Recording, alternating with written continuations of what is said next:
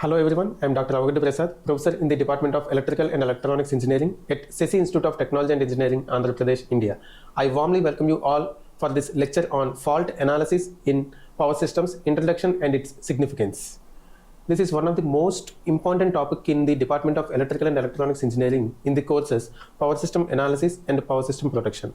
As we can observe that nowadays the power system is becoming very larger, bigger day by day, and it is more interconnected and more smarter. Also, the problems arises in the power systems also increases due to its three contact on the overhead lines and various disturbances occurred internally in the power system, and also due to the environmental conditions. So these are the points we need to consider to make power system more protectable wherever it is required. Then this is not only important for university examinations, this topic is the foundation for the real-time purpose wherever the engineers required to design power system using modern techniques. This lecture is especially useful for electrical engineering students, beginners in the power system research, and also early career faculty members. So we have see that the power system is a combination of various electrical components, and those can be real-time also. We can feel that those are really existing in the atmosphere. Apart from teaching this subject several years, I have carried out the research on this particular area. If you observe your surroundings carefully, there are many electrical components we are seeing daily. So in that, transmission lines, transformer towers, and generators, transformers, relays, and circuit breakers. All these components work together and providing quality of power supply to the millions of consumers. Just imagine if any fault is occurred and it is not identified immediately and not isolated, what will happen? So that's why fault analysis is very interesting topic. In this lecture, we will cover what is fault, how it will be occurred, and so on, various components related to the introduction to the fault analysis. So let us begin our lecture. So the topics covered, the roadmap of this particular lecture is introduction to the complete fault analysis and need for protective systems, then what is fault, causes of faults, and classification of faults, and its statistics, its effects, finally conclusion. The objectives of this lecture is, after completing this lecture, you will be able to understand what is fault, first one, how it will be occurred, what are the different causes. So the first one is the fault analysis importance, then next one is explain the need for protective systems, then you are able to understand which kind of fault is occurred at that particular location, and also you can able to differentiate what kind of faults, whether it is symmetrical faults or asymmetrical faults, and also you can explain the effects of faults and its statistics.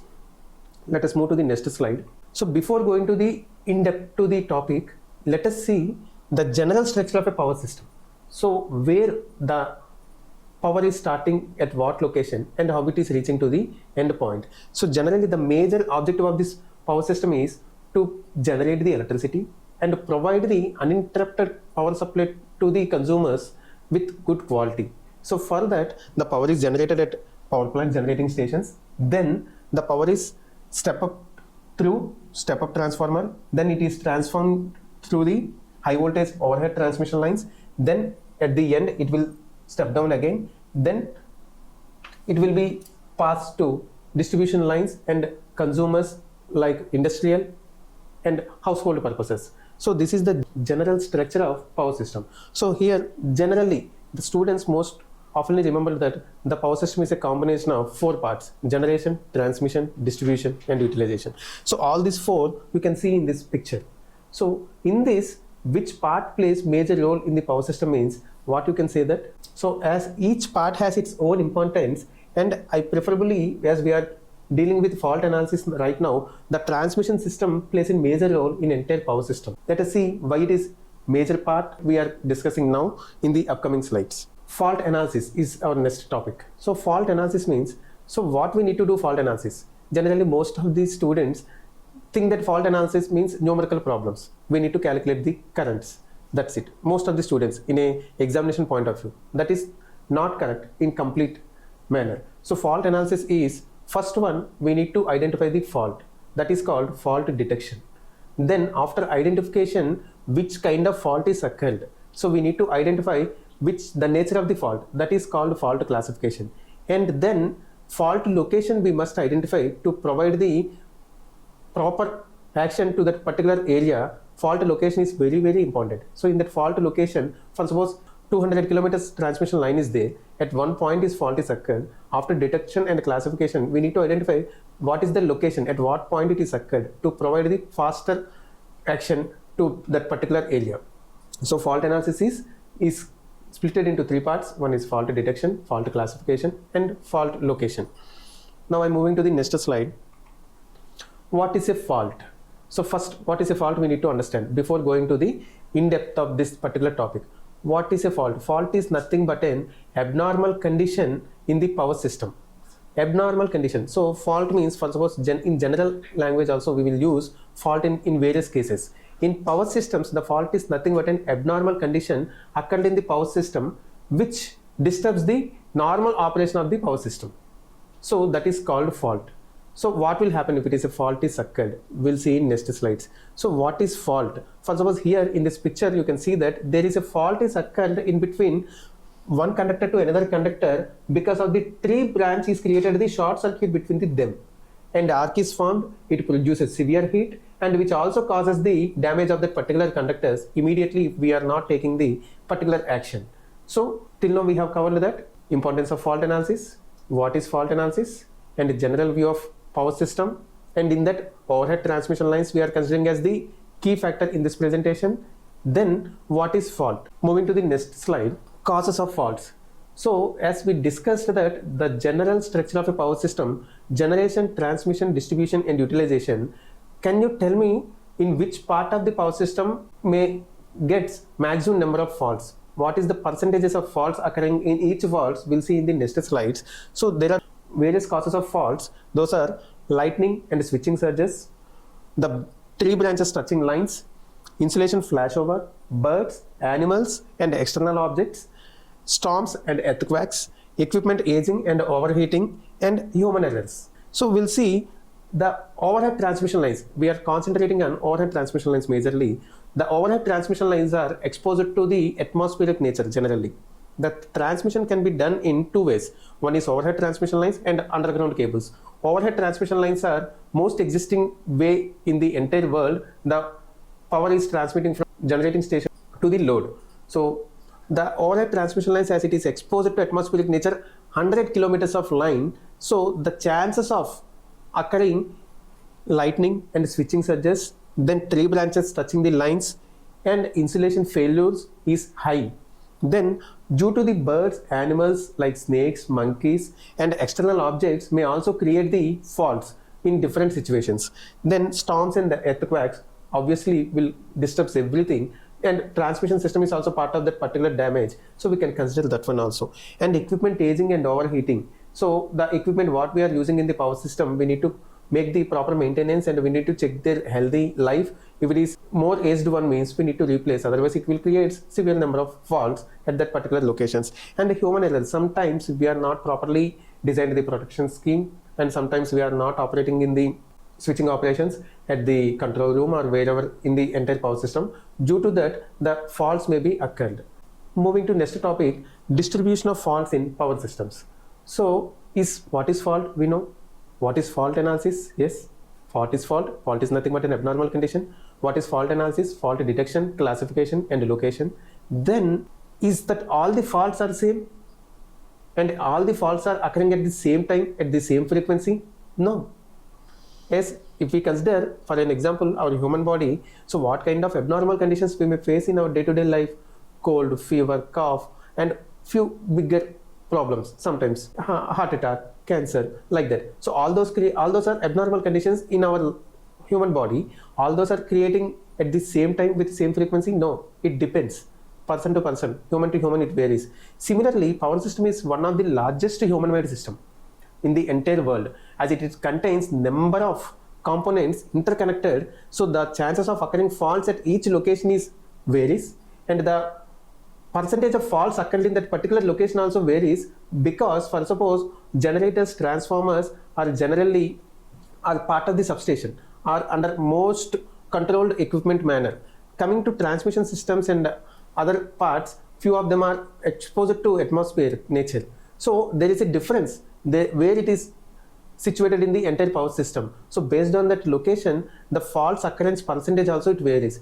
If we can observe that according to the statistics, the faults in the entire power system, 50% is itself alone occurring in the transmission systems. That is, one of the transmission system is overhead lines, and the next one is underground cables, 9%, transformers 10%, followed by generators 7%, and all other switchgear equipment is 12%, and control equipment is 12%. So this is the distribution of faults occurred in the power system. So in previous slides I have mentioned that here in this we are considering transmission is the major part of the power system. Why? Because in protection point of view, we need to provide the proper protection scheme to the overhead transmission lines. Why? Because 50% of faults alone itself occurring in the overhead lines. So this is very important part in the power system. We need to concentrate more. Moving to the next topic, that is classification of faults in overhead lines. So what is fault? What is fault analysis? Where it will occur more? In that occurrence of the transmission line, so we can see that generally most of the students may feel that fault is nothing but a short circuit. No, that is not completely right. Fault is nothing but an abnormal condition. In overhead lines, there are two chances of abnormal conditions may occur. One is open conductor fault and another one is short circuit fault.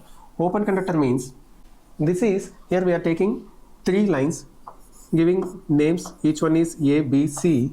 So here we can say that one conductor, one line is open, that is open conductor faults. Coming to short circuit faults, here we can see that again considering three lines A, B, C, in that if short circuit is occurred in between one line to ground, that is called line to ground fault. So in overhead transmission lines, there are two types of faults may occur. One is open conductor fault and another one is short circuit fault. Open conductor fault is also called as series faults. Short circuit faults is also called as shunt faults. Open conductor faults again classified into two types. One is one open conductor and another one is two open conductor faults. So short circuit faults again classified into asymmetrical faults and symmetrical faults. We'll see the next subclassification. Before that, in overhead transmission lines, the most commonly occurred faults are short circuit faults compared to open conductor faults. So that's why we need to concentrate more on short circuit faults. So in short circuit faults, as mentioned, asymmetrical faults and symmetrical faults. There are two types of faults again, and in asymmetrical faults, those are line to ground fault, line to line fault, double line to ground fault.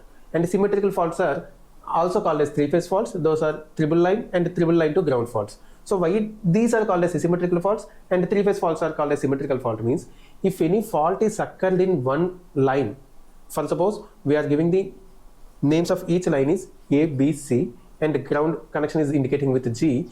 If a line to ground fault is occurred in between as projected in the image C to ground, then what will happen? Line C only disturbed, remaining two are in normal operation mode only. Those are A and B. So these two are in one nature. This phase C or line C is in one particular nature. So that's why it is called as asymmetrical fault. Similarly, if line to line fault is occurred, in between the chances are A to B or B to C or C to A. So whatever it may be, if it is line to line fault occurred and also double line to ground fault is occurred, in that case two lines are in one nature and another one is in another condition. So that is in healthy condition. So that's why in this line to line and double line to ground fault, there is no symmetrical nature in all the three lines. That's why these three called asymmetrical faults. Whenever comes to triple line or triple line to ground fault, all the three lines are in disturbed mode. So all the three lines are in same nature. That's why those faults are called as symmetrical faults. I hope everyone is understood that this is the heart of the presentation, this particular image. The fault classification in overhead transmission lines are series or shunt. Another name of series faults are open conductor faults. Another name of shunt faults are short circuit faults. So open conductor faults are very rarely occurred faults and short circuit faults are most commonly occurred in the overhead transmission lines. So these short circuit faults are classified into again two types, that is asymmetrical faults and symmetrical faults. So now we'll see the beauty of this image. It is furtherly classified into sub-classification. Generally we think that line to line, double line to ground faults and triple line or triple line to ground faults. So the maximum number of faults count in the short circuit faults are, most of the people may think that 4 or 5. That is not completely correct. Why? Because yes, that is up to that level it is correct. If we go in depth, what is line to ground fault? How many lines are there? 3. Here we are mentioning each line is with A, B and C. So the line to ground fault may occur in between line A to ground, line B to ground and line C to ground. So the maximum number of line to ground faults are 3. So line to ground fault either AG, BG, CG. Similarly, line to line fault. In line to line fault, the line to line fault, that short circuit between one line to another line, there are 3 possibilities. That is either A to B or B to C or C to A. So these 3 comes under line to line faults. Similarly, double line to ground faults. So those are ABG, BCG, CAG. So there is a short circuit formed between one line to another line and also to the in connection with the ground. Those comes under double line to ground faults. So asymmetrical faults alone under line to ground fault 3, line to line faults are 3 and a double line to ground fault is 3. So there are 9 kinds of faults may occur in the asymmetrical faults. Coming to symmetrical faults, either triple line fault, either all the 3 lines short circuited and also with the ground, that is triple line to ground. So those are ABC and ABC to ground faults. So this is the in-depth classification of the short circuit faults. So in this we can understand that the fault is not only short circuit fault. Fault in overhead transmission line is 2 types are there. One is open conductor and short circuit, and further classification also explained here. Now moving to the next concept, occurrence percentage of short circuit faults. So just imagine the fault is not same in every part of the power system. The fault occurrence is also not same. Then fault occurrence in the short circuits we are projecting here. Why? Because in overhead transmission lines, 50%, around 50% of chances are there for the fault occurrence. In that 50%, so the maximum number of faults, line to ground, line to line, double line to ground and 3-phase faults. These are the short circuit faults. In that, which kind of fault is most commonly occurred, we'll see. So line to ground fault is 85%, line to line 8%, double line to ground 5% and 3-phase is 2%. So out of this 50% of overhead transmission lines, maximum share is taken by line to ground fault itself. Why? Why line to ground fault? Line to ground fault means, again, there are 3 lines in that, either A to G, B to G or C to G. So the combination of these line to ground is more commonly occurred. Why? Because this overhead transmission line is in the atmospheric nature. Then the chances of creating one line to ground is most commonly occurred. Either it may be due to whatever may be the reason. The simplest reason is the tree branch may create the path between one line to the ground. So that is called line to ground fault. And line to line, here why it is 8% means around the chance of creating short circuit between one line to another line. So whenever heavy winds are there, in that case it may be possible. Similarly, double line to ground fault. So double line to ground fault means one line to another line and to the ground. So the combination is increasing. So that's why the percentage is 5%. And 3-phase fault, all the 3 need to be short circuited with the ground or without ground. The occurrence percentage is 2%. Now tell me which is most commonly occurred fault and which is most severe fault. This is one of the common question asked in many examinations, in quiz examinations or in any competitive examinations. The answer is the most commonly occurred fault is line to ground. The most severe fault is 3-phase fault. Now from this till now you can understand that line to ground fault is most commonly occurred fault. Why 3-phase fault is more severe? Why? Because if a line to ground fault is occurred, one line is disturbed, remaining 2 are in healthy nature. If double line or double line to ground faults are occurred, 2 are in disturbed mode and another one is healthy mode. And coming to 3-phase fault, all the 3 are in abnormal condition. In that case, you just imagine how much currents will flow in that particular paths and how much heat is generated further, then what will be the further consequences in that particular area. That is most severe one. It will disturb the complete system. Sometimes it may lead the complete shutdown of the systems also. That is called blackouts. So 3-phase faults are most severe faults and line to ground faults are most commonly occurred fault. Moving to the next concept, effects of faults. So till now we have covered that what is fault, how it will occur, and in which part of the power system the maximum number of faults are occurring, and in that why it is occurring only particular in that location. Then what are the different kinds of faults are there in overhead transmission lines, and in which kind of faults is commonly occurred in that particular transmission lines. Then If in case fault is detected, if fault is not isolated immediately, what will happen? That is discussed here under effects of faults. Equipment damage due to overheating. So forget about the three-phase fault. If line to ground fault is not immediately identified and isolated, the equipment, because of that line to ground fault in that particular phase, the heavy large currents will flow in that path and it creates more heat in that particular path.